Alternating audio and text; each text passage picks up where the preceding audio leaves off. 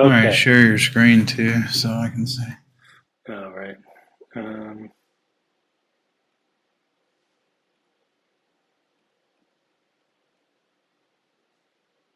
okay. Is that good? Yeah, it is. All right. We're back.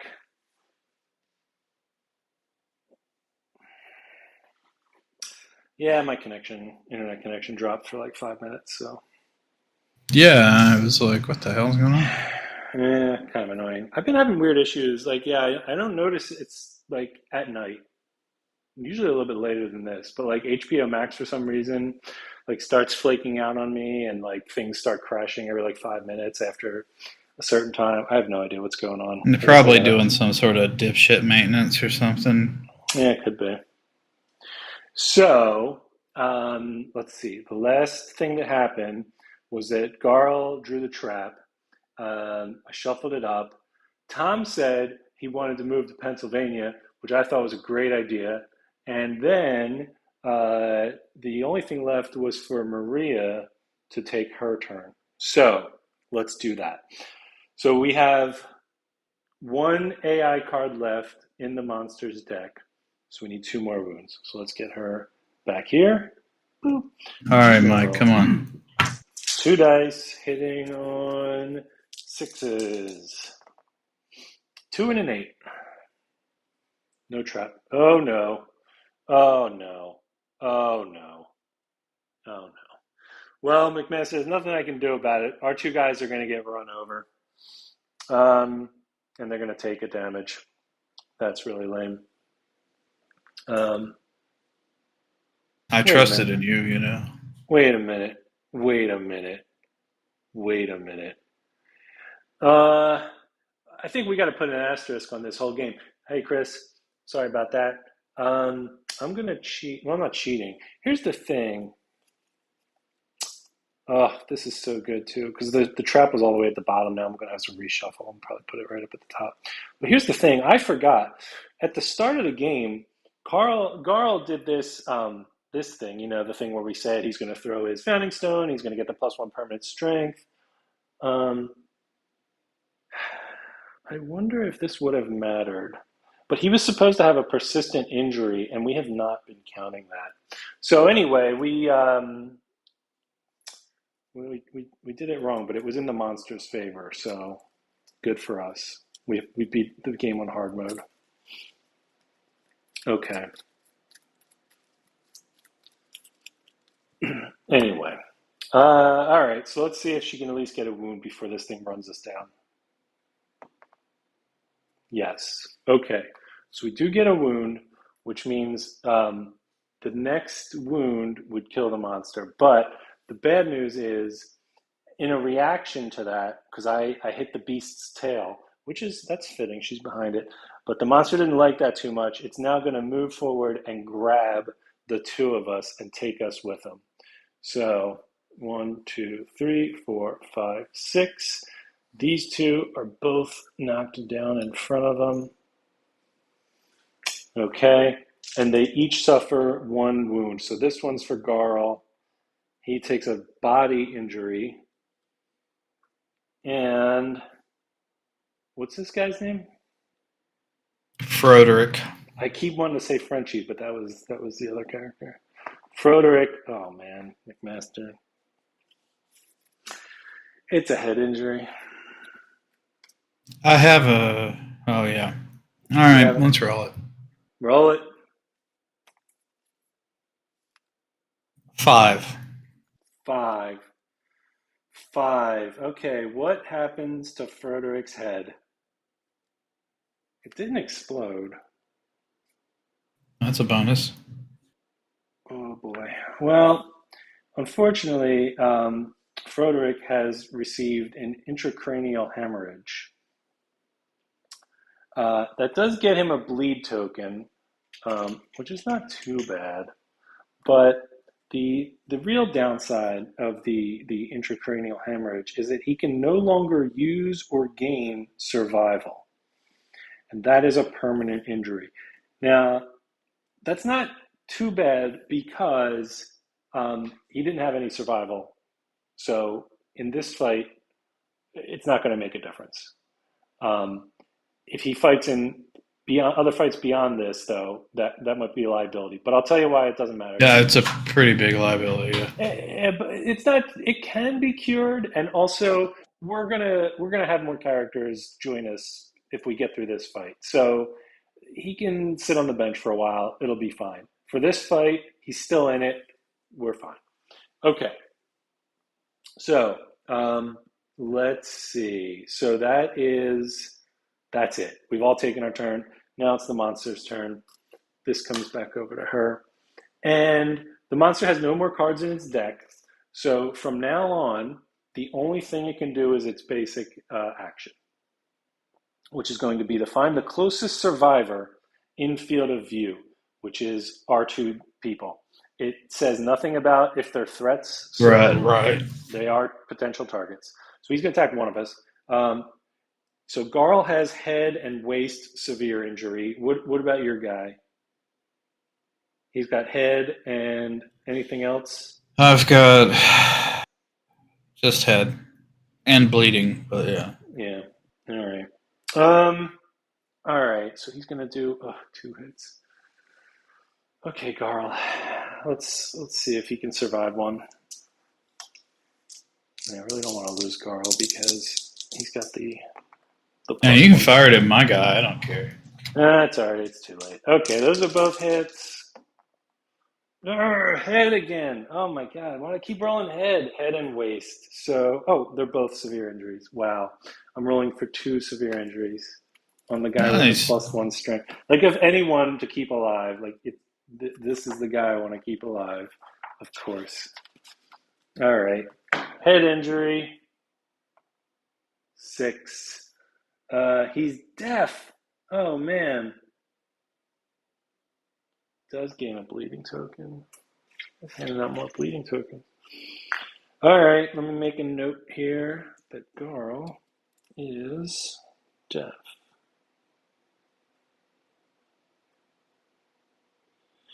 And that is a -1 evasion. That's horrible. So basically, when the monster It's not great. against Garl, it hits lower than normal. Yeah, that's too bad. I hate that. All right. Anyway, waist 7. A broken hip.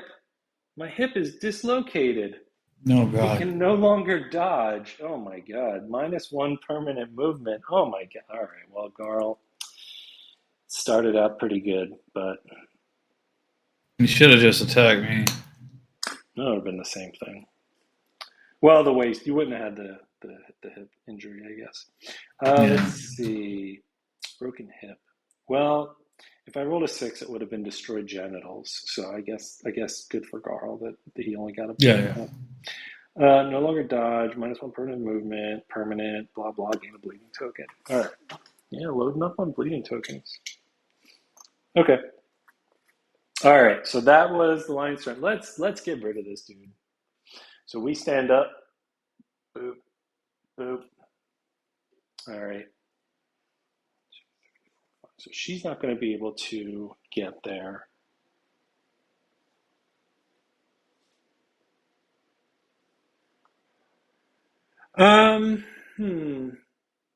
Well, what do you think? You think you can do a wound to this guy? I can try. I can get behind him running. Yep. 1, 2, 3, 4, 5. Alrighty. 2 dice. 6 and a 2. That is 1 hit. It is not a trap. All right, there is a thing that happens on a wound, but a wound would also kill him. So basically, nothing bad can happen here. So get a 5 or higher.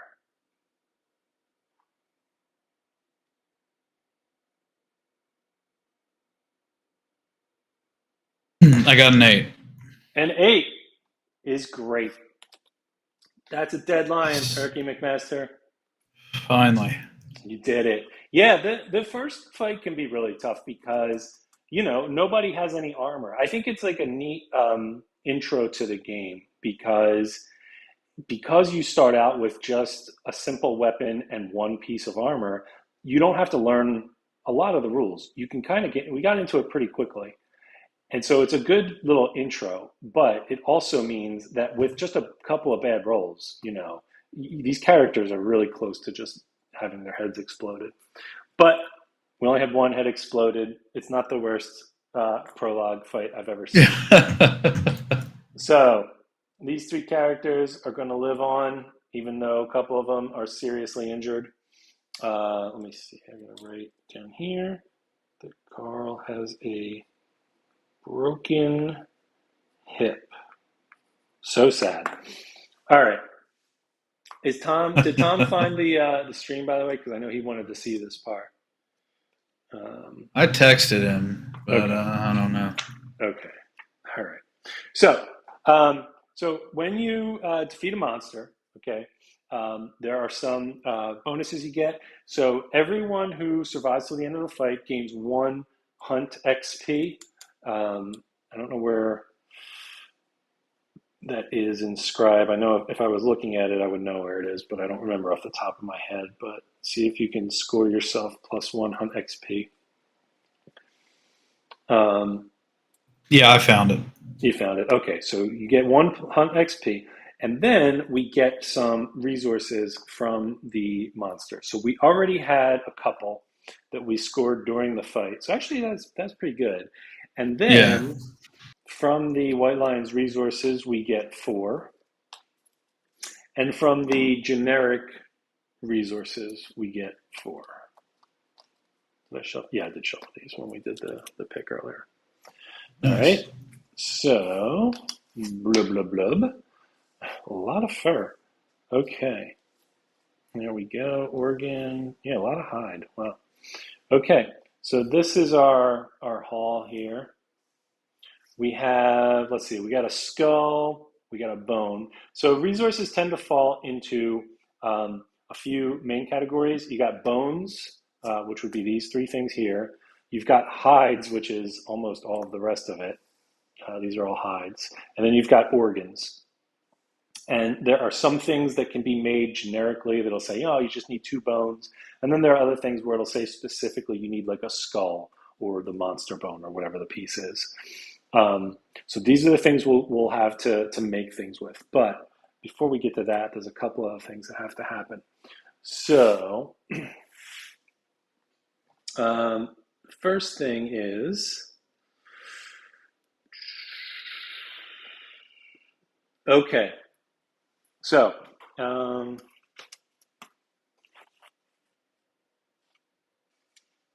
let's say. All right, we do this. I at least forget the order of this, but it is still slightly not intuitive. But anyway, the idea is that we have defeated the lion, and now we're gonna find. They do this slightly out of order. You know what? I'm gonna skip this for a second. We'll do this in an order that makes sense. Everyone who returned gets 1 survival, so you can give yourself back that survival on your man. No, I can't get it anymore. Oh, yeah, he can't receive survival. Yeah. And then for returning, in addition to the resources we get from the monster, each person who returns also earns us 1 endeavor. And those are going to be able to, those will allow us to do some things at the camp afterwards. I'll tell you about those in a minute. But before that, we have to have the first day settlement event. So why don't you do me a favor and tell us about the first day. Can you read that card? Yeah, I should be able to. The first day settlement event will help set up your settlement in the first event of any new campaign. The survivors wander, drawn to blooming light in the distance. They find the serene comfort of a towering pile of lanterns and a small collection of scared people. On a deep, instinctual level, they know this area is safe and they make it their home.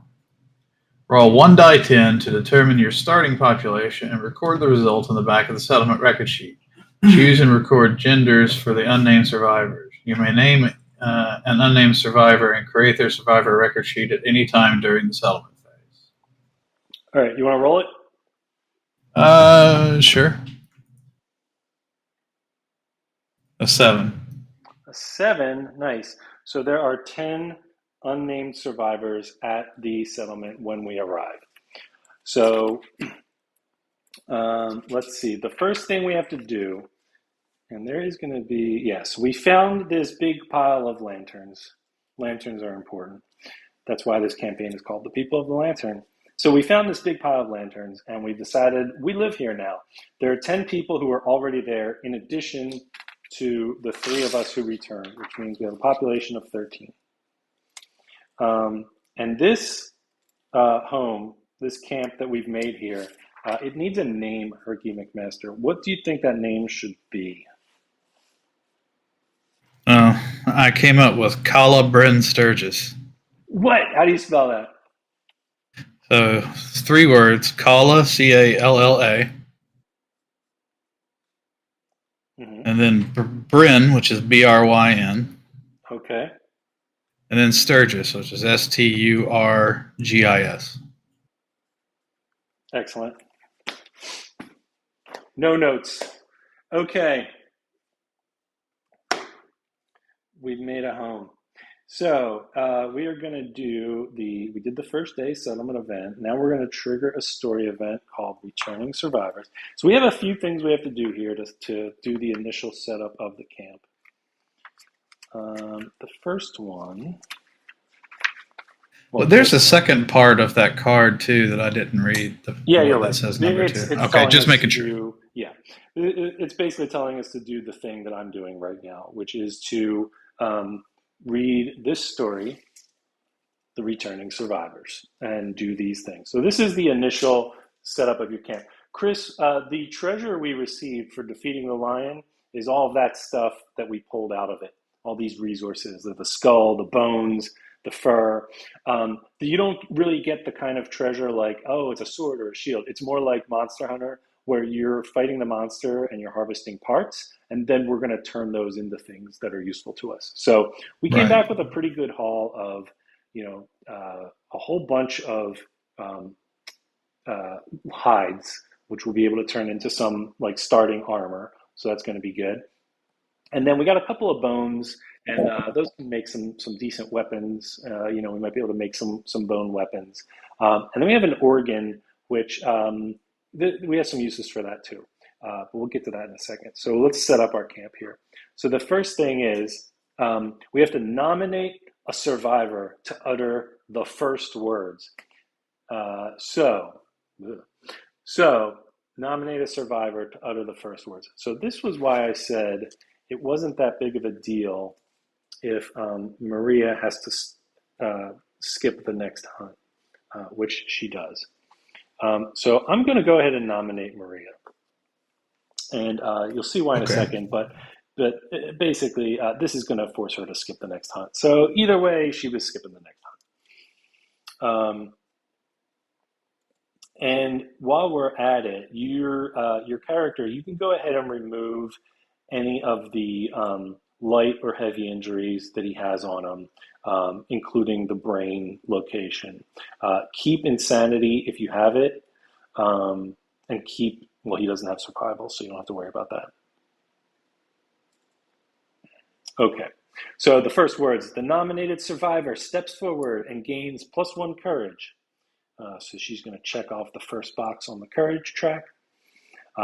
They lead the other survivors in learning to speak to one another. They discuss their situation, realizing that they must hunt to live. Add the white lion to the quarry list on the settlement record sheet. So what happens now and for the rest of the game is this is our settlement sheet. You can see most of the top part here. This is kind of the timeline of a campaign. And we've just finished the prologue. And right now we're on the first year here, the first lantern year, year 1. And we're going through these initial setup events. So what this describes is each year in the campaign starts with some events happening. And then your characters go on a hunt. to find some monster and kill it. Thematically, you're hunting it for food and for resources, and then you can use those parts to level up. Every once in a while, though, on the campaign, there are certain years, like year 4, 9, 13, 16, where you see these little cross swords. That's where you're going to fight a nemesis. So there are two types of monsters. One of them is like the lion. That's called a quarry monster. And those are things you can fight, over and over again. And you can choose which one you want to fight. You'll eventually have some options. And so quarry monsters, you're going out, you're getting resources, you're building armor, doing that kind of thing. Then there are these nemesis fights, and these are like scripted boss fights that are going to happen at certain points of the campaign that you have to do that fight against that monster in that year. And those are usually a bit harder, and that's going to that's going to test you a little bit. That's kind of the gateway where you see, how good is this settlement holding up. So you're kind of looking ahead a little bit to like, oh, year 4, we're going to have to do this nemesis encounter. So in the years before, you're going out and hunting so that you can build gear to eventually, hopefully, survive that boss fight. So we have one quarry monster that we're able to hunt now, which is the white lion. We also gain the language innovation. So this is your settlement's tech tree.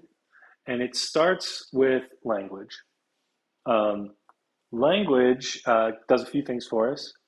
It increases our survival limit. So in the prologue, all of our survivors had 1 survival, and that was the cap. You couldn't go above 1 survival. We're now up to 2. So potentially we can have up to 2 survival. So that could except for my guy. Except for your guy.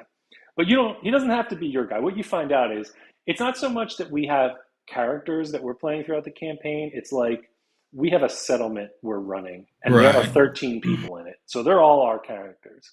And so if that guy is, he's got some serious injury that's going to make him not super effective in battle, well, we can take someone else. There are other things that he can do back at the camp. And later on, we might even be able to help him out.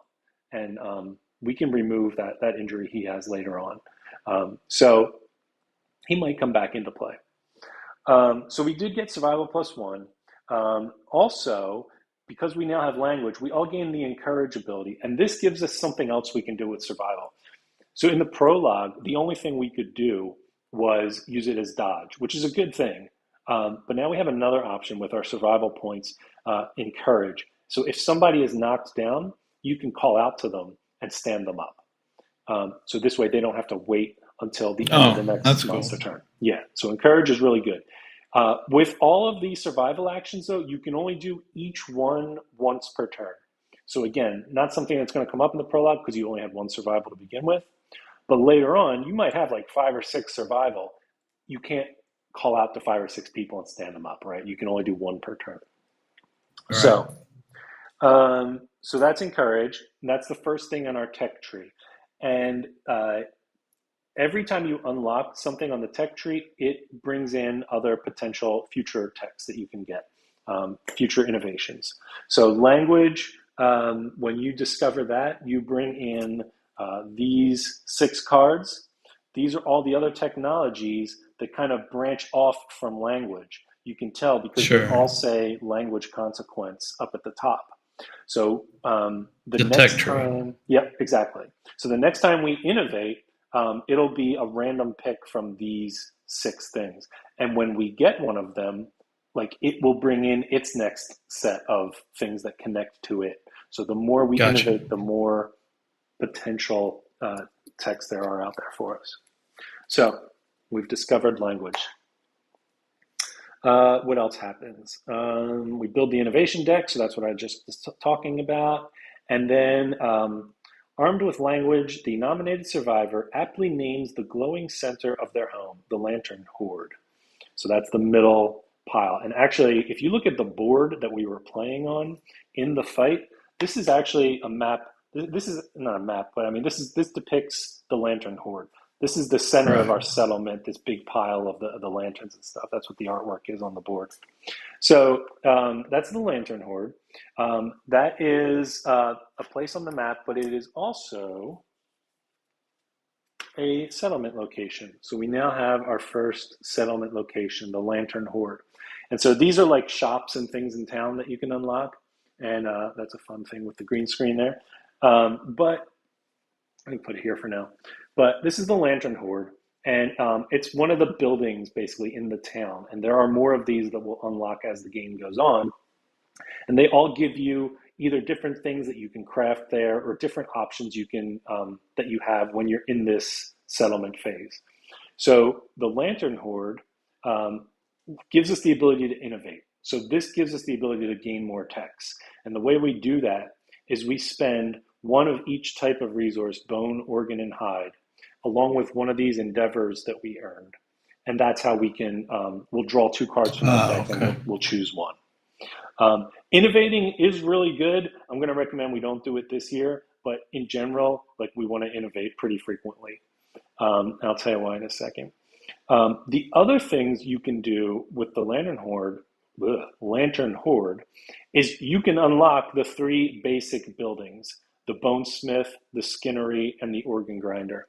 And those are your crafting stations. And they're each focused around one of those types of goods. So there's one for bone stuff, one for hides, armor and that kind of thing. And then there's one that focuses on organs, and you can make some stuff out of organs you get from monsters. Each of those costs one of these to unlock, and we have 3 of them. So my So just recommendation is unlock unlock the all of 3. them. Yeah, unlock the 3 buildings. Yeah. And if we had all survived, we would have had a 4th one of these, and maybe we could use that to innovate, but we didn't. So that's okay. So that means we have unlocked the Bonesmith, the Skinnery, and the Organ Grinder. So just as an example, like we can look at the Bonesmith here, right? And there's the Bonesmith, and these are the things you can craft at the Bonesmith. So on the left, it tells you bone dagger, and then on the right, it tells you what it costs to build that, which is 1 bone resource. And we have a few of those over here. It doesn't give you the details on what each one of these are. I have a book with all of the cards in it, but I believe you also have inscribed the ability to look at each of these shops and see what their stuff is. Yeah. So we'll come back to this in a second when we build, but that's how this works, is that you have your menu of things you can build here, and then all of the gear cards are in the binder, and we can look at what they all do. And I can make some recommendations for our first year just to kind of get us going. So we've got that. The other one we'll probably want to spend some time with is the Skinnery. So this is where we'll be able to build the very basic set of armor, which is the rawhide armor. It's a decent early game set, especially for a tank to have. So we'll very likely be building some of these pieces. Okay. And you can see All right. now that we have these locations, they also allow us to unlock further locations later on. So the Skinnery allows us to unlock the leather worker. That's going to cost some resources yet. We probably don't want to spend them on that. But later on down the line, there are upgraded basically versions of each of these that we can unlock. So yeah, as we build out the settlement, we'll get more and more of these location cards. Okay. Let's see. So we're still in the middle of this returning survivors. The nominated survivor, that was Maria, sits in front of the Lantern Horde in awe and gains +1 understanding. So courage and understanding. We didn't get the organ grinder, right? What was the one we got? We did. Yep. It's the Skinnery, the Bonesmith, and the Organ Grinder. It says the organ grinder costs 3 on here. It does not. Yeah, here is the card. Organ Grinder costs 1 endeavor to create. The Organ Grinder itself allows you to unlock the Barber Surgeon, and that costs 3 organs and a hide. but just unlocking the organ grinder costs 1 endeavor. Okay. Okay. So let's see. So now she has to skip the next hunt, and there you go. So we return back to the first story. Okay. So that was the initial setup. We gained endeavors, updated the timeline. We did all that stuff, returning survivors. Now we have to update the death count. So sadly, we do have a death to record. It goes on our survival sheet, or our survival sheet, our settlement sheet, and we had 1 death. And that's important because now we're going to check milestones. So there are a few things on the settlement sheet that will trigger an event whenever they happen. Sometimes they'll happen early. Sometimes they might happen they might not happen for several years into the campaign. But one of those is the first time somebody dies. So that will trigger the event where we have to figure out how our settlement is going to deal with death. Herky McMaster. Okay. Here is a choice that you have. So there are certain points, there are a few of these things, they're called principles of the settlement. And whenever one of these events occurs, you're going to have a choice between 2 principles. So this one is about death. And our 2 choices are graves, where we, bury the dead, and this one. So we have 2 choices. We can either eat these people or we can give them a burial. Each one comes with a different, perk associated with it. So if we choose to be cannibals, that does increase our survival limit by 1, so that would go up to 3. And then every time a survivor dies, we gain a basic resource. So there you go. So that's one option, is cannibalize. The other option is we bury our dead. And in that case, every time a new survivor is born, they gain +1 understanding because we've learned about death and respecting our dead. And so that leads to +1 understanding for all new survivors. When a survivor dies during the hunt or the showdown, so basically if somebody dies in the middle of a fight, we gain 2 endeavors. So in this case, from the first fight, we always get an endeavor for every person who returns. But if somebody had died, we would gain 2 more because of that. So we get more of these endeavors, and this is going to let us do more things around the settlement. And as the game goes on and you get more innovations, the tech tree, you get more innovations and you unlock more buildings, you get more and more ways to use these things. So that's not bad. It's also possible that a survivor can die like during this phase of the game, the settlement phase. And in that case, we would get we would get 1 endeavor for that as well. So what do you think? Should we eat these people or should we get some extra endeavors and bury them?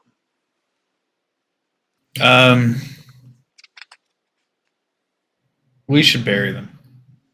All right. I think that's a good call.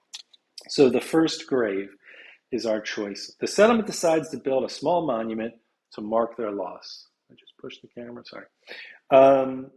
We gain the death principle graves, so this one will go away. And noted on the record sheet, so we did choose graves, check, got it.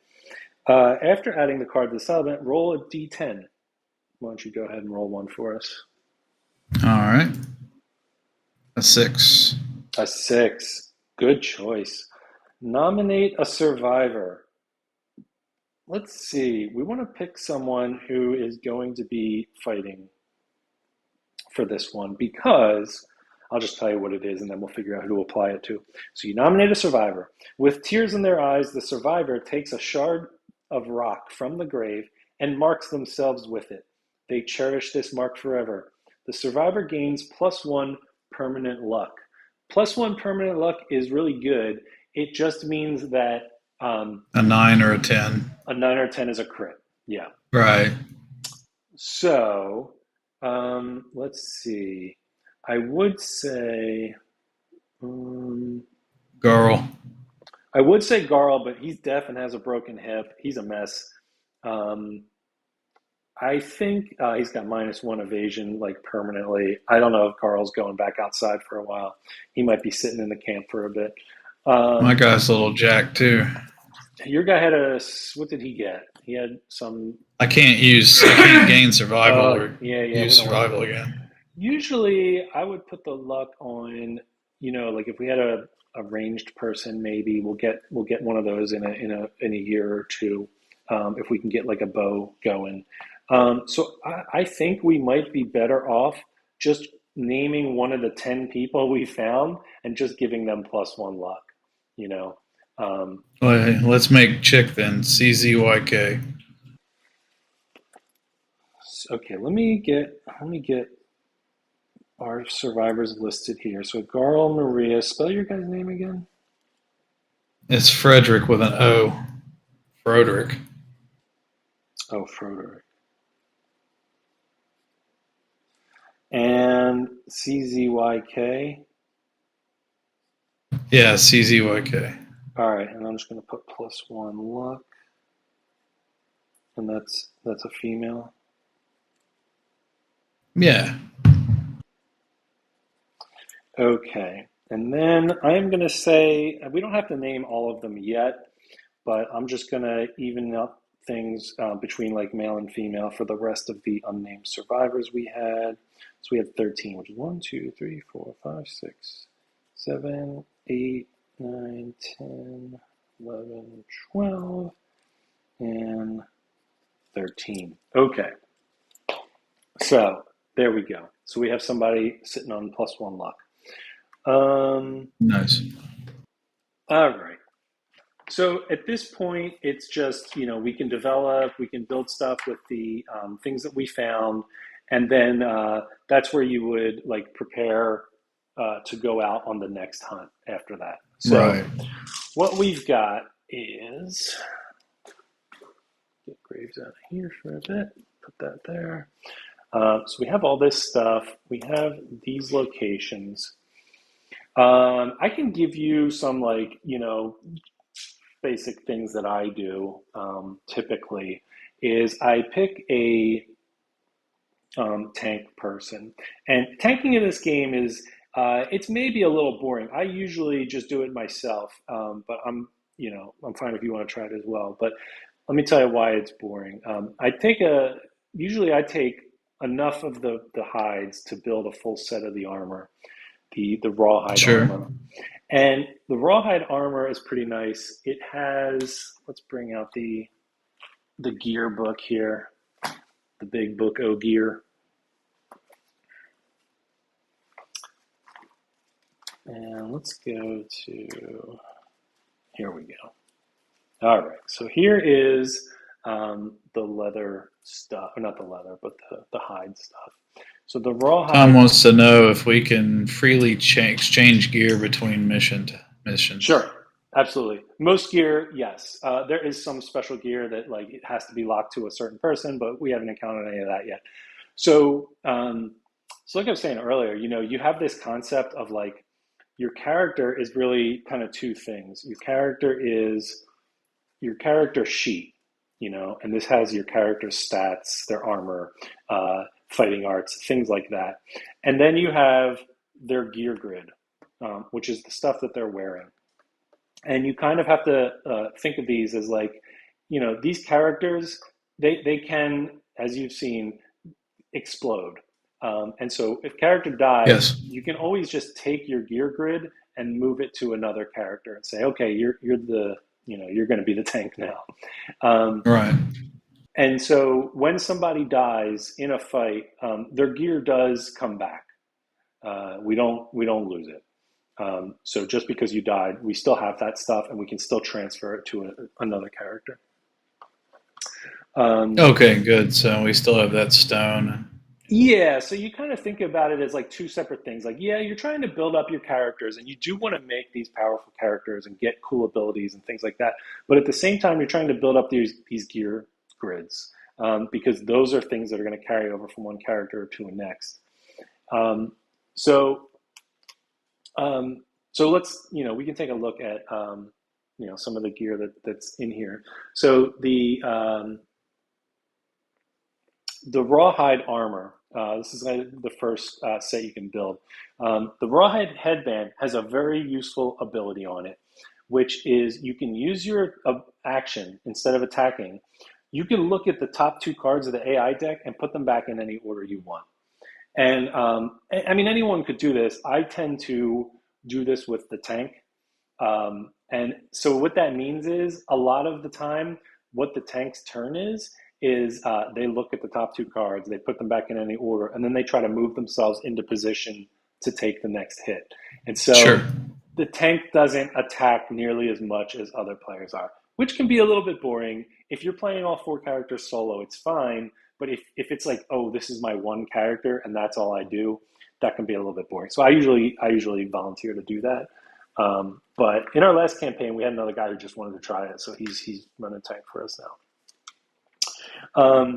So some other new things we're going to see compared to the gear that we had in the first one is that some gear has these little colored boxes on them. So here we've got like the blue. This one has a red, and when you put them on your gear grid, if you line up two of the same colors, you form an affinity. And by itself, it doesn't do anything, but some of the cards will have little notes on them where if you have a blue affinity, that unlocks that ability I was just telling you about. So Right. by itself, you don't get that ability with the rawhide headband. You have to complete the affinity on it. And at the bottom where it shows that affinity, let me find another example here. You see it in two different ways. You'll see it in something like this lucky charm. The lucky charm shows if two blue affinities are on your gear grid, you get +1 luck. So that's great. The rawhide headband only needs one, but you'll notice the affinity symbol here looks like a puzzle piece, if that's coming through clearly. Yeah. The little blue thing there is like a puzzle piece where these are squares. If the blue piece is the puzzle piece, it means you have to complete the blue affinity that's on this card. So you have To use the power, right? So Yeah. you have to have a blue. It's not just anywhere on the board or Right. whatever. It's a blue affinity Right. directly next to it.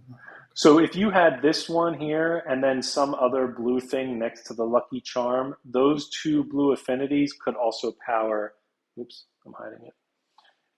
Those two blue affinities could also power the +1 luck on this guy. Okay. So anyway, my point is, getting a rawhide armor set is really nice for a tank early on.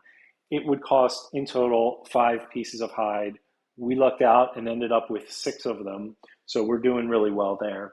So we can build an entire set of armor, load up a tank, and then have them, run around checking the AI cards for us. It makes it really nice because we can sort of avoid some of the worst attacks in a lot of cases.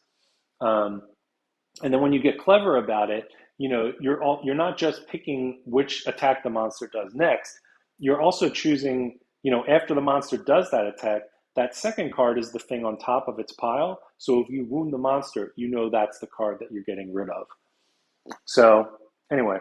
Right. Yeah. Yeah. We absolutely should make that set. We did. Oh, I wanted to do a good writing, bad writing, if I'm allowed to do that, Tom, because there was one, we didn't come across it though. When we were fighting the lion, it has those different locations that you draw when you hit it. And one of them, one of the places you can hit the white lion is the fuzzy groin. And it Sure. says, when you hit that, it says, you hit the monster right in the ding dong. Herky McMaster, how do you feel about you hit the monster right in the ding dong as a sentence on a hit location card in that fight? Wait, was it in or on? In. No, then yeah. Right in the ding dong. Yeah.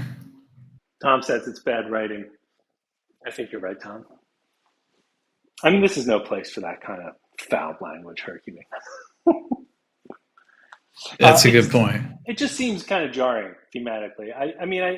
It's a little too Because it's a goofy, little right? goofy, as Yeah, yeah, yeah. sure. I know one guy on Discord who basically that was his whole reason why he would never play this game. That card. So I refuse to play that game. It's immature nonsense. Who? No, Tony it's just no, Carnivale? just no, just some guy. Because that's something Tony wouldn't play a game for. Okay, oh, is it? Nice. Having the wrong color box is probably something Tony wouldn't play a game for. Well, this box is black. It's all black. That's the right one. Okay, so we get to build stuff. So, like I said, I would recommend we grab a full set of armor and we pile it up on one tank character. Right. We don't have to decide that now because I don't know what time it is, but do we want to do another fight tonight?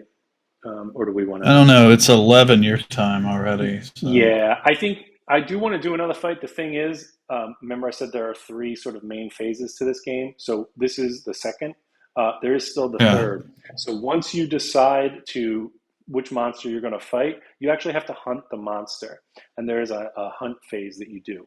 Now, early on, they Oh. don't last too long, depending, but there are events and things that occur on a hunt, and it can add another, 15, 20 minutes. Yeah. Um, and then the next fight against the lion would be a little bit harder than the one we just did because that's a special version of the lion for the initial fight. We would then be fighting like a normal level one lion, has a few more hit points. It's a little bit harder to hit. So maybe we should save that one and we'll do a full Yeah. hunt and showdown in the next one. Yeah. We can But do that. We can hunt it first, though, or whatever. yeah, but we did get a whole bunch of stuff here. Um, so 1, 2, 3, 4, 5. I'm going to say we take these five, hides and dump those into creating a full set of armor for a tank. Um, and then we have, we don't have much in terms of, we have 3 bones here that we could use to create weapons. So we have a couple of options for weapons. So let's take a look. We don't have a ton of options, but we have a couple. Yeah, it's like dagger, sword, club is 3. Yeah, did I put the bone guy first? Oh, I did. Yeah, here we go. So, yeah, so the dagger is okay. The axe is really nice, which is a bone and an organ. We do have one organ. Um, I think a bone axe is a good one, and maybe a bone blade. Um, and then somebody, we have a tank. The tank's not getting a weapon yet, and then the other person maybe just continues on with the founding stone for now because we still have those. Right. Uh, Yeah, that sounds good to me. Axe okay. and dagger or a blade Let's see. or What's a the sword. difference? Let's put them up on the thing and we'll look at them both. Yeah, I'm a little curious.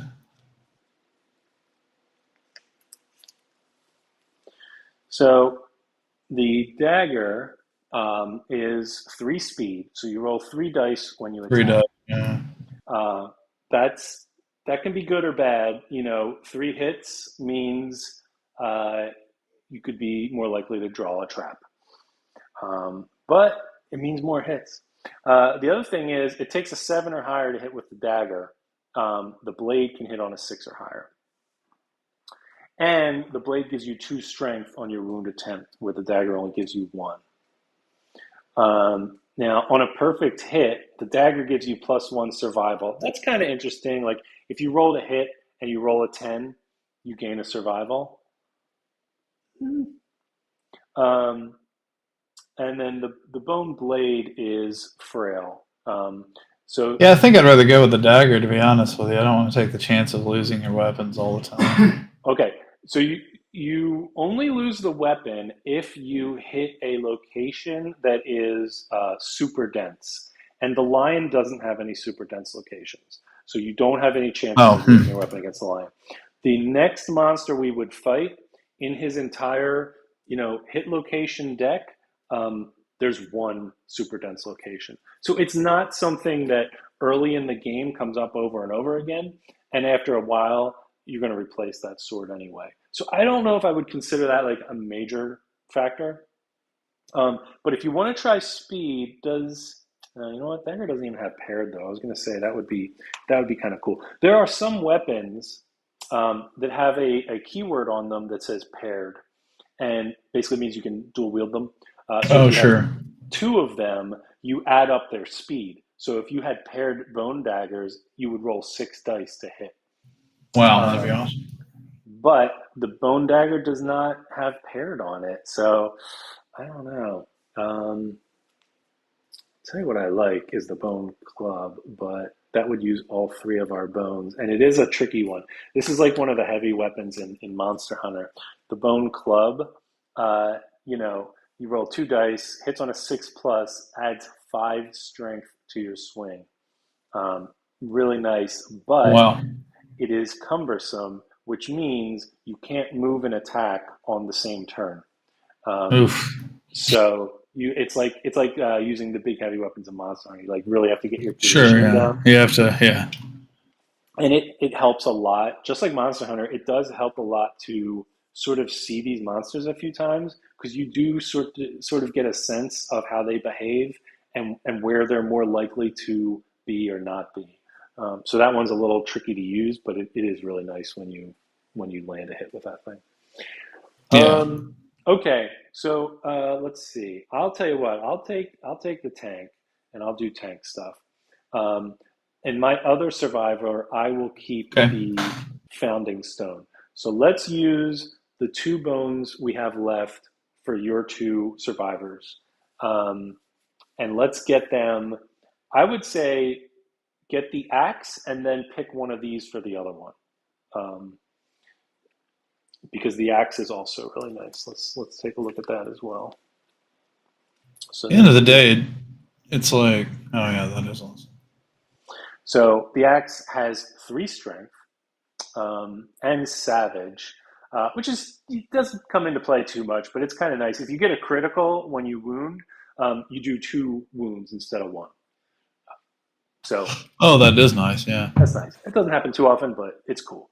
Um, and again, that one is also frail, but like I said, it's not that big of a deal for what we're doing. So Yeah. do you want to? How do you feel about that? You want to take an axe and a one of these other 2? Yeah, and I'm trying to decide if it's better to roll 3 dice out of 7 or 2 dice out of 6. Yep.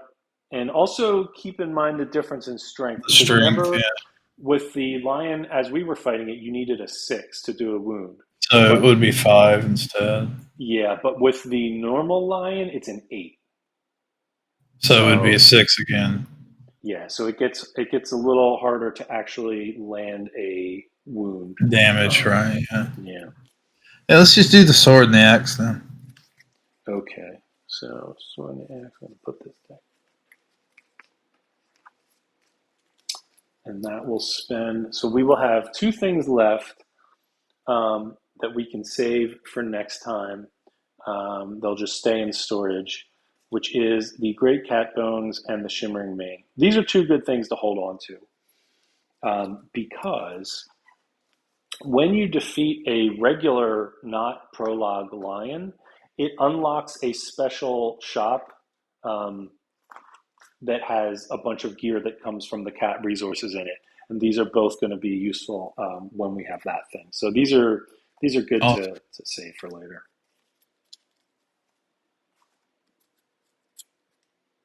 All right, so let's build these gear grids here.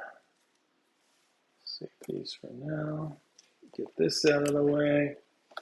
So we're going to have Maria, who's actually skipping the next hunt, so she's not going to. It'll be someone else. I'll pick one of the new survivors, but she'll get the all the tank gear.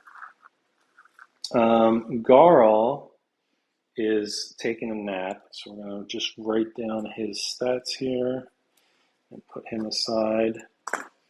His gear grid will get, let's see. So your characters both still have their founding stones.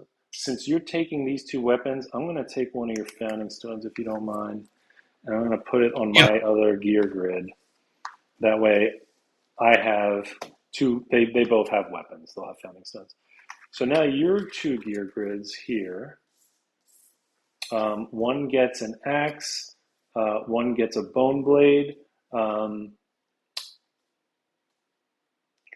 One of them will also have a founding stone. You can pick which one you want that to go on. Since there are no affinities here yet, it doesn't really matter where the gear goes. You can rearrange your gear, but not during a fight. So after the fight, like as we're building. So if you come back and you build something that has affinities, you can rearrange where these things go. And you can also swap gear between people. So these are what our four characters are going to look like. I have to get the tank gear out, sorry.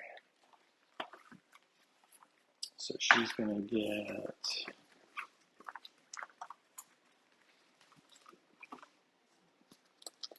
headband.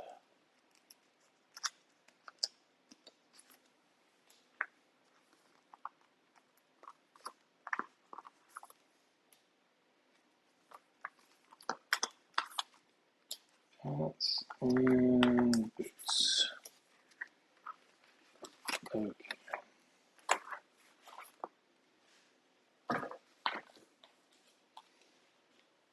And because you can't wear two pieces of armor at the same location, this cloth will just get set aside for now. And we'll set up our tank like this. Head, chest, gloves, pants, boots. So our tank has a couple of abilities picked up from gear, which is going to be the AI cards, +1 evasion from the chest, and on departure gain +2 survival. Okay. All right, so the last thing we need to do before we can go out on a hunt is figure out which characters we're taking with us. So like I said, Garl, I think he's staying behind. Maria has to stay behind because she had that one event that told her she had to stay behind. So I need to make two new characters, and I will name them. Tanky will be Leona, and she starts with 1 new survival. And because of, oh no, she's not a new character. She was in our camp to start off with. Okay. So yeah, she has 1 survival, nothing else. So there's the tank. And then put all these bleeding tokens away. And then my other guy will be, let's see, he's just a guy with a cloth and a stone. Don't know what I'm going to end up doing with this guy yet, so we'll call him. Yeah, I like how I've got nobody either. Yep. It's returning. Yep. Okay. There you go.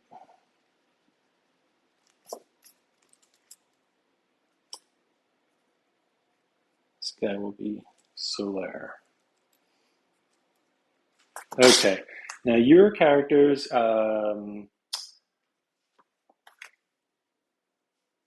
what will their names be?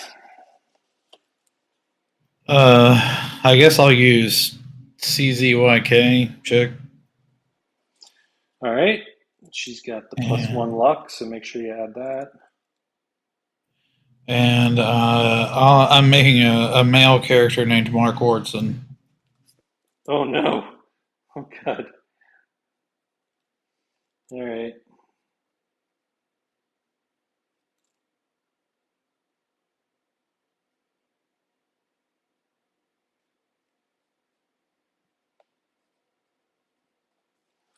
Oh man, I hope nothing happens to him.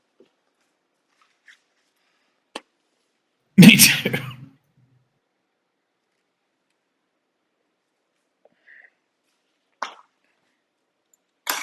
Yeah, that binder, it's nice.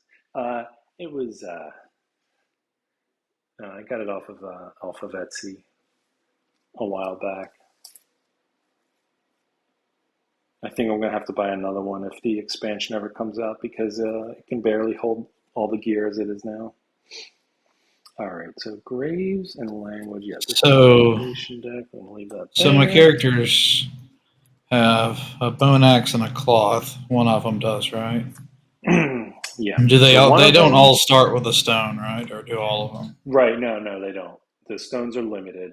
So it's the same gear grid that our other characters had. None of the characters we met at the camp, like they didn't have any gear on them. So we're just handing them the gear you were using. So you have one character that has cloth and a bone blade, and then another character has cloth, founding stone, and bone axe.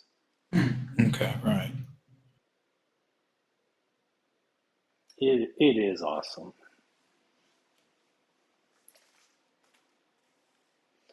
Which one has the blade? Mark Watson has the blade, All and right. Chick has the axe. All right. So we'll bring these back out. So let's see. I got to get the right colors here. So let's see. Mark Wardson is blue for Canada, and then CZYK is red for California. Okay. Did I do those right? All right. So we have decided, not that we had much of a choice, but that we are going to hunt a white lion in year one. So let's mark this down. Lion, level one. I'm just gonna make the call that we're hunting a level one lion because level two lions are really hard. We got a while to go before we get to level two lions. All right, so here is the other part of this game, which is the hunt. So we have to find a white lion. And because we're hunting a level one white lion, they're not usually that hard to find. Um, so he won't be too far away from us. I have to get, pretty sure I know where he goes, but I just want to make sure I get it right. Showdown.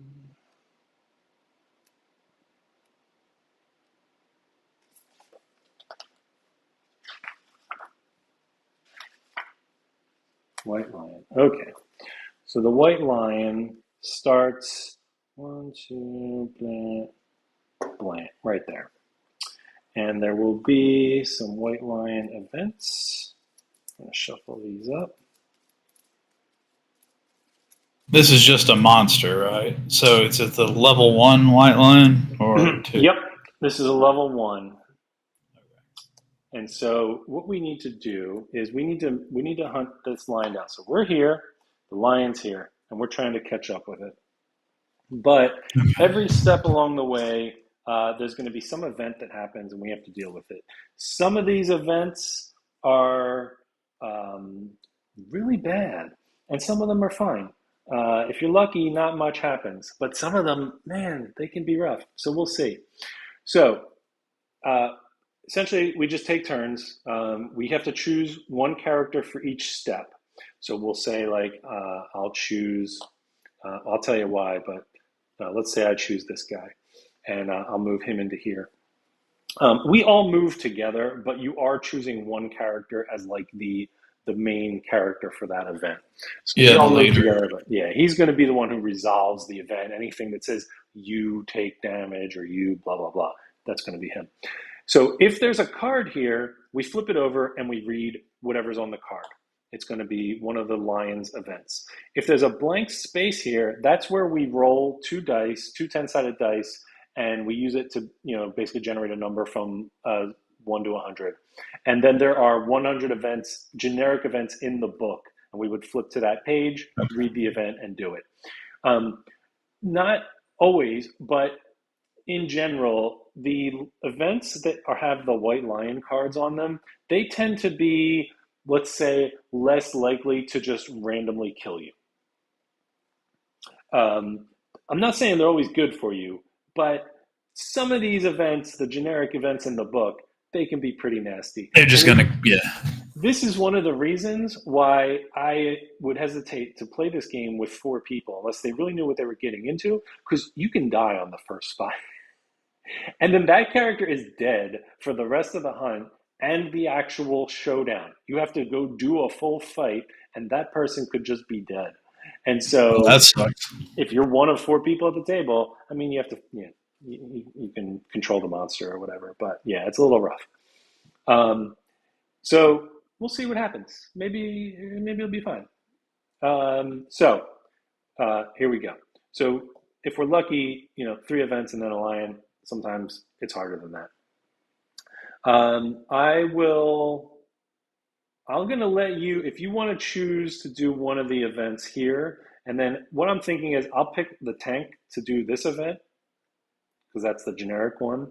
So with these 2, I'm going to say my guy will do one of them, and one of your 2, will do one.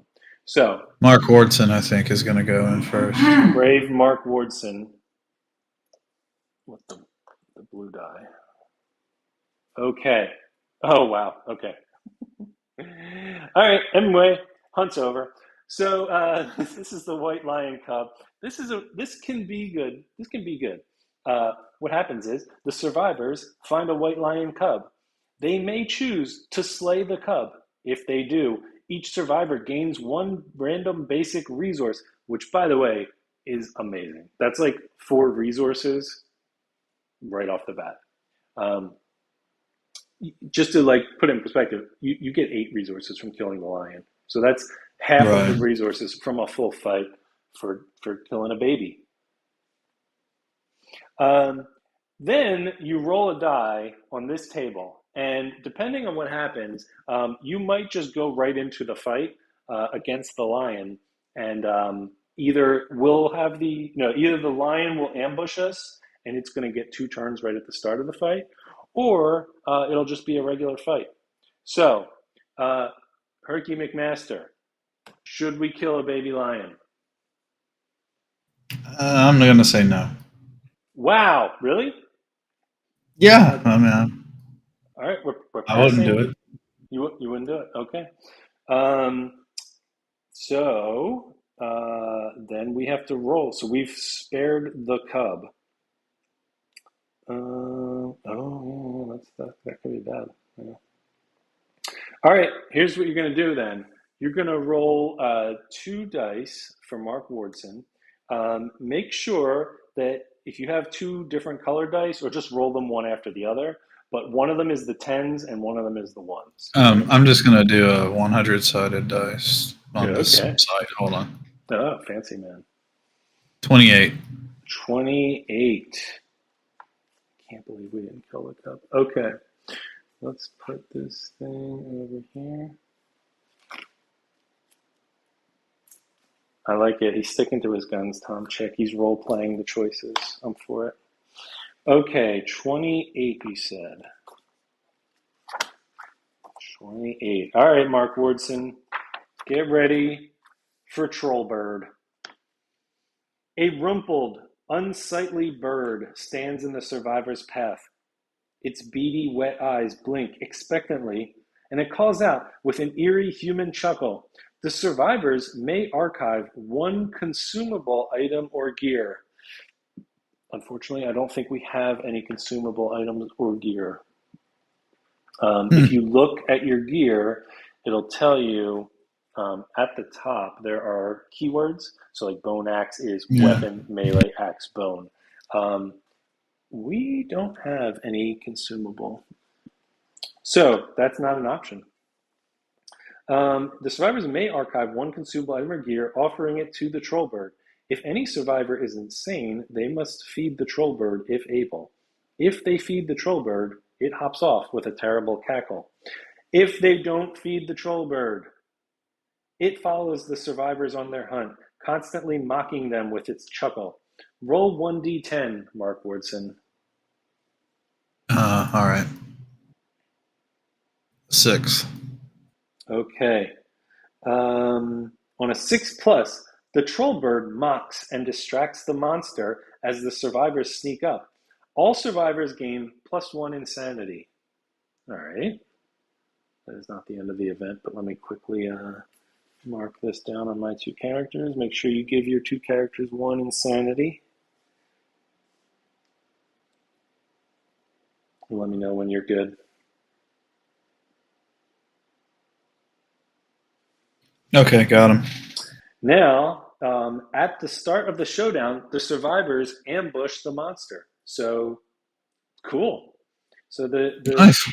the troll bird is messing with the lion, and basically that means that we get to go first when we do the showdown. So we'll have to remember that because we're not going to do the showdown tonight. So someone remind me about that. Okay, that's a pretty good event. Not bad. Good job, Mark Wardson. All right, I'm going to move Garl Vinland up to this card, and we are at the scratching grounds. Claw marks scar the ground. The survivors may choose to investigate. Each survivor that investigates gains +1 courage and rolls on a table. +1 courage is not bad. Let's see what happens though. On a 1 to 3, sifting through the rubble, a stone crushes their hands. They suffer 1 event damage to the arm's location. Okay, the worst thing is you take 1 damage to arms. I'm okay with that. On a 4 to 8, nothing happens. On a 9 to 10, you get a Lion Claw resource. So if no one investigates, we have to roll on the general hunt table. I'm not so confident that we're going to get another great event like Mark Wardson just did. So at the very least, I'm going to have our tank I think roll on Mark this table. Wardson will also. And he will too. All right, let me do this one for the tank real quick. So get +1 courage, not bad. And then let's roll. A 2, of course. Okay, so she'll take 1 damage to the arm's location. That's fine. All right, I so rolled a Mark 1. Wardson. Mark Wardson also takes 1 damage. Yeah. He'll start the fight with a light injury at arms.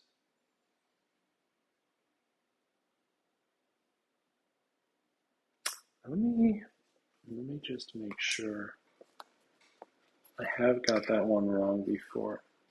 So if it says event damage at a location, the difference between event damage and regular damage is that event damage can't cause a serious injury to happen. Oh, so it just, okay, that's good. Yeah, it does reduce armor points and it'll cause light and heavy, it can mark like the heavy knock or the heavy wound box, but you won't have to roll on that table even if you Right. didn't. Yeah. Okay. Does anyone else want to try a roll here? No. Chance at a lion claw. Okay. So that all right, also not bad. So that was a lion event, that's why that one was made a little easier. And now we're gonna move our tank up here into this thing, and we're going to roll on the general table. The light die is going to be the 10s. So that is a 9. Yeah, 9. That sounds bad.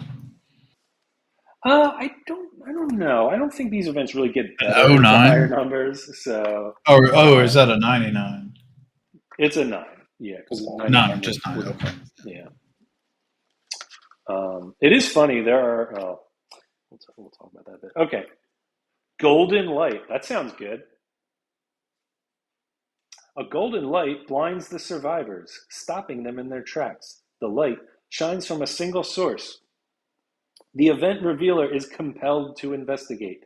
They gain +1 courage and roll a d10. All right, so there we go. Does it drive you crazy, Tom Chick, if you give a book like this to somebody and say, you read this event, and it says, roll a d10, And then instead of just rolling a d10, they like read the entire chart to see what each thing on there is. Like, man, just roll the thing. You don't have to read the chart. I got it too, of course I do. The light is overpowering. Your fragile mind cannot understand its soundless words. Gain one random disorder. Awesome. Awesome. Okay, let's gain a random disorder.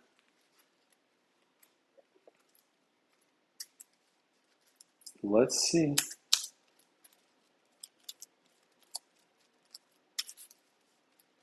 Oh, I could have gained one survival. That would have been so nice. Plus one survival. Okay. Instead, I got fear of the dark. Oh no. You cannot bear the oppressive darkness any longer. You retire. If you gain this disorder during a hunt or a showdown, you put on a brave face until you return to the settlement, vowing never to leave the Lantern Horde again. Great. Okay, well, there we go. That's okay. She was a new character. It's not like I was super invested in this character, but Yeah. yeah, she'll just have to stay. So that's okay. I mean, you do have some uses for characters that basically just hang around the camp forever. It's not like amazing, but at least it wasn't like something that made combat a lot worse because Right. there are definitely disorders like that. So okay, so anyway, now the next step would be, somebody goes boop, and then it's you trigger a lion fight. So that was the hunt phase. Um, so that was a level one lion hunt, and then as you fight the higher levels of lions or other creatures, they move further down this board. So there are basically more events, more things that can happen, and then there's this overwhelming darkness. I'm sure that's fine thing that happens here. Seems Um, great. Yeah. yeah, yeah. There are things that can happen on the hunt that can cause the lion to like move away or actually move closer to you. So sometimes even a level one hunt, you might find yourself having to go quite far. But actually, overall, this one was, well, aside from her having to retire, this one was actually not that bad. Um, so good stuff. We have hunted a white lion. So now the next Yeah, time that we'll was come awesome. back and we'll start with the lion fight. Yeah, Cool. no, that was really cool. Yeah. Yeah. Yeah, I'll after I'm gonna before I clean up, I'll take some pictures and I'll write some notes down so I remember. So when we do that fight, we get to ambush the lion. So that's really cool. I Yeah. think when you ambush, I know you get to go first. The thing I can't remember is I think you might get to even place your characters like wherever you want. Let me see, ambush. Some hunt events allow the survivors, if they do, they may go first. Do not follow the setup rules on the monster's story event. Instead, place the terrain, the monster, and survivors as the players decide. So we can actually choose, yeah, we can actually start the fight like Nice. right behind the lion if we want, and we get a bunch of attacks right off the bat. So, I like that. nice. Boop. Yep, Yeah, that is how you do a fight. You boop it. we could realistically get 4 back hits on it that way if Yeah, we go just first. Yeah. take the hit, move, and then the other people move. Right. Exactly. Right. Yeah. Yeah. That's awesome. Yeah, and it also gives us a chance to use the rawhide headband before the lion even gets its first turn. We can kind of peek ahead at its thing and choose which of its abilities we want to let it do. Um, Right. so yeah, yeah, definitely a good advantage at the start of the fight. Yeah, there is also that's another thing that we didn't see when we fought the lion the first time. They really do, I think, a good job of making the fight nice and like as simple as you can make it. So they leave out a few things, and one of the things they leave out is terrain. So what you'll see is there are these terrain tiles that will go on the board. Typically, with the white lion, when you fight it on a normal fight, sorry, when you fight the white lion, it always has two of these patches of uh, tall grass. And you Okay. actually get to choose where these go. They just have to be, I believe the rule is they have to be at least 4 spaces away from one another. So what I usually try to do is set this up where my tank is. And then if you're standing in this, you get +2 evasion. Um, Oh, nice. so normally the lion, like we saw, it hits on a 2+, right? Well, as the tank, because she has the rawhide vest, she gains +1 evasion from that and two more from this. So instead of the lion hit her on a 2+, it's now a 5+. That's So awesome. if you can kind of control the lion and get it to attack you while you're on the grass, that's huge. There's a bunch of other terrain as well. You usually random in one or two pieces per fight, and they can all have different effects on the fight as well. So there's some pretty neat stuff in there. But Yeah, yeah, that's awesome. that'll be next time. Yeah, Awesome. when do you want to do this again? Uh, yeah, I'm good. I mean, I don't have I don't have too much going on this week. So if we want to do another night this week, that works for me. Yeah. But yeah, let's talk about it and figure out a good night. But yeah, Yeah. I'm up for some more Kingdom Death. All right, man. Sounds good. Hey, thanks for playing and everything, and thanks for watching, folks. Yep, yep. Thanks everybody. Thanks Tom. Thanks Chris. We'll let you guys know when there's going to be some more. Oh, yes. All right. How many Okay. monsters have I constructed? Oh, I'll ask Tom. Honestly, Tom, real quick. I have built all of the monsters from the core game. A few of them I haven't put on the base yet because I might want to like do some base stuff. I didn't bring them all down. This is the screaming antelope. Spoiler. This is the next thing we could fight as a quarry monster. Um, it's like an antelope, you know. But then, are you ready It for this? screams a lot. What? It has oh, it's hard to see with the lighting here, but it has a giant like mouth rib cage thing going on underneath. It's kind of hard to see with the lighting, but yeah, that's the screaming antelope. Very creepy, but a cool model. So that's that guy. And then the first boss fight, if you don't want to see it, you don't have to look. It's not really a spoiler because normally you have to build these before you can fight them anyway. So seeing the monsters isn't really a spoiler, but this is the Butcher. And this is a guy that we would fight in Lantern Year 4. And this guy is just a murder machine. He can be really tough. It's a really cool, interesting fight, and it's definitely one that you can learn to mitigate some of the craziness and improve on it. But yeah, the first time I fought this thing, it just rolled over all of us. It was a mess. Um, and then the rest of them are It looks upstairs. pretty wicked, too. Yeah. Yeah, it's a really cool model. The rest of them are upstairs, and then I just recently built the first. I've built two of the expansion monsters. I just recently built one of those, which is the Gorm, which is a big weird hippopotamus baby. Uh, and it's actually a really good. If we this is one I was telling you earlier. If we did add an expansion in, like if we kind of reset after a little bit and we want to try another campaign, that's probably the first thing we would add in is the Gorm because he is another good fight early in the game. In addition to the lion and the screaming antelope, he's got some really good gear, some good weapons, some good armor, and he can actually help you. So some of the expansions can make it easier because they can provide you with access to some better gear a little earlier than you'd be able to get it in the core game. Um, yeah, Hmm. nice. All right. Yeah, that's awesome, man. It's fun. Yeah. All right. Thanks, everyone. We'll talk more online, and then yeah, let's play again soon. All right, man. I'll All talk to right, you later. everybody. Yep. See Good ya. night.